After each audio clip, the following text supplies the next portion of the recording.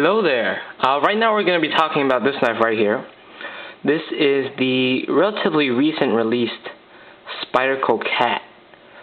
And, I've been looking up on this knife, and it actually seems that it's been discontinued, along with the Chicago. I was just looking it up because I know that it's been out of stock for the longest time at most of the sellers out there. And so I was just doing a little research on it to see the availability as of now, and I came up on the Spyderco forums, and it seems to be that this knife has been discontinued. So if you see this knife out there, I actually do recommend that you buy it right now. Apparently they're having some fit and finish issues from the Taiwanese factory that they were made at. That was the main reason why they were discontinued. But I still think it's worth every penny to buy this knife. And the reason why is that it's just so affordable. Let me tell you about the materials first. You've got a handle of polished carbon fiber. It's got a really nice look to it. It's not the prettiest carbon fiber, but it's definitely got like a 3D look to it, sort of a holographic look to it. It's kind of strange. You have to see it in person. So you got those carbon fiber scales for the handles. You got your bead blasted stainless steel liners. And your blade is full flat ground CPM S30V. Now I want you guys to guess how much this knife is. I'll tell you right now, it's about $50, which is an amazing deal. Usually if you find an S30V knife about $50, it will have like an FRN handle, like guaranteed, or maybe G10 if you're lucky.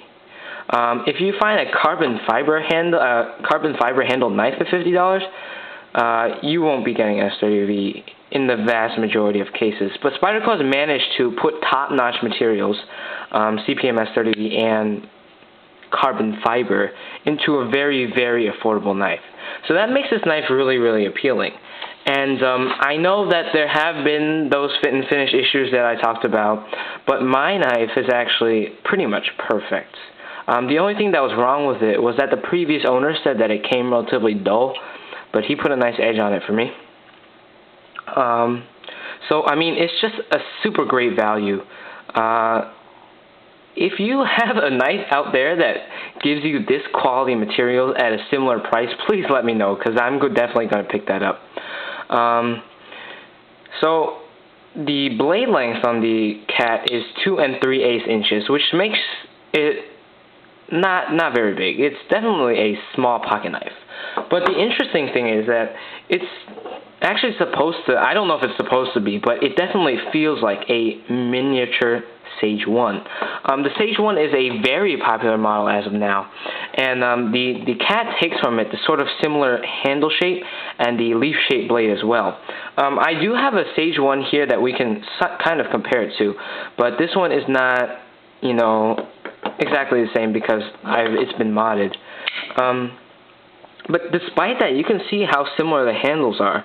You've got that similar sort of bottom handle shape here. You've got the cutout and the carbon fiber handles, and you got the area for the choil, and sort of a similar curve on the back. So it's definitely a very similar knife, and even with the modification, you can tell that they share pretty similar blade shapes.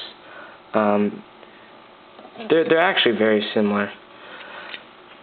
So anyway, if you really like the Sage 1, and I'm sure a lot more people have the Sage 1 than this knife, but you want something a little smaller, or you just want something with similar ergonomics, picking up the Cat would be, just a great idea, because, the Sage 1 is an awesome knife, and this knife is just absolutely amazing as well. This knife features the wire clip that Spyderco uses, and I've never had a problem with the wire clip. And here you can even see even more how the Sage 1 is similar to the Cat. You've got the same clip. This wire clip is probably my favorite clip of all time, because it rises very low in the pocket. You can see only this much will be showing out of the pocket, and you know that's not enough for you to tell that's a knife yet.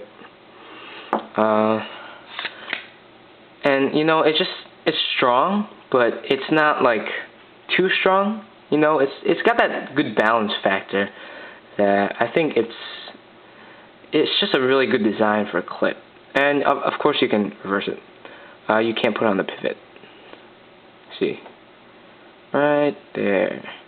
Construction for the liner lock is flow through.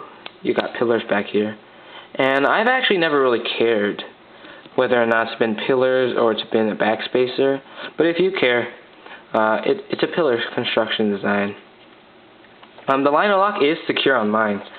I do not sense any play. Actually, I don't know. Like, whenever I, test whether to see there's play in a knife, I always find on like every single knife that there's some side-to-side play. And I think that has to do with the rigidity of the handles themselves, not the quality of the lock. So this one actually has basically no side-to-side movement. And you can see there's a very good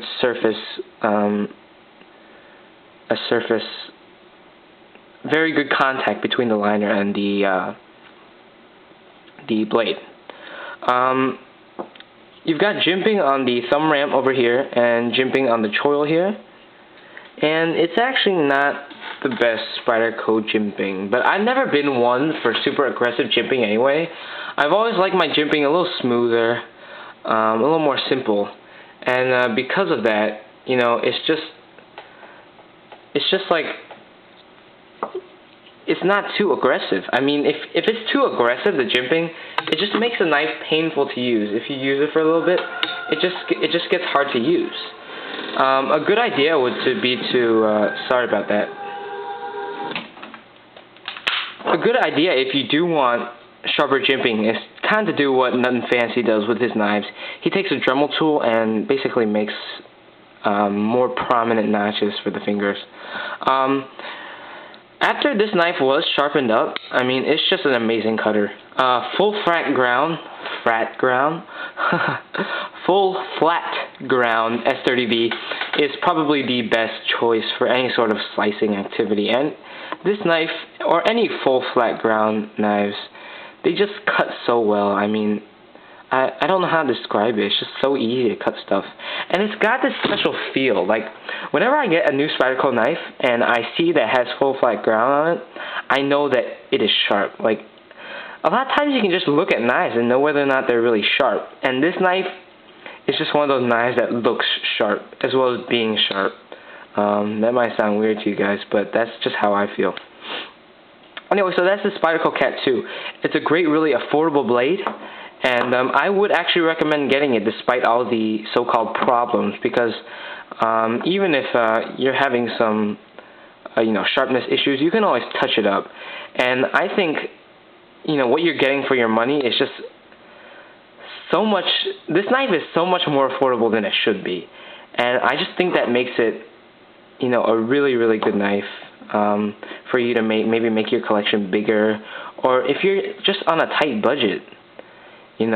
This knife will probably give you the highest quality materials that you can get in the price range, or even like double the price range. Anyway, that's my review of the Spyderco Cat 2. Hope you guys enjoyed it. I'll be reviewing, I think, my Snowdy Menace later today. So that's what's coming up. See you guys. Bye.